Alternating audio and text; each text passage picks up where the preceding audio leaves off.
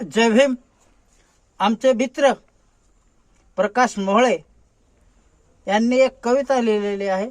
त्या कवितेचं नाव ढसा ढसा रडावं अशी कविता ऐका.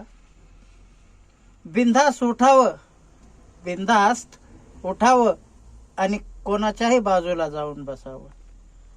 बिनधास्त उठावं आणि कोणाच्याही बाजूला जाऊन बसावं. साहेब, तुम्ही असं केलं तर सांगा, या समाजानं काय करावं? या समाजानं काय करावं?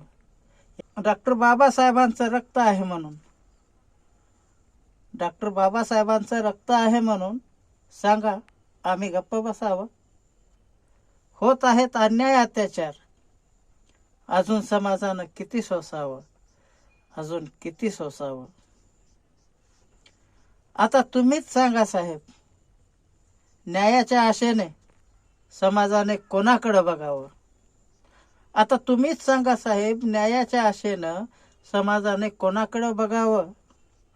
बाबा, आमच्यात नाही राहिली एकी,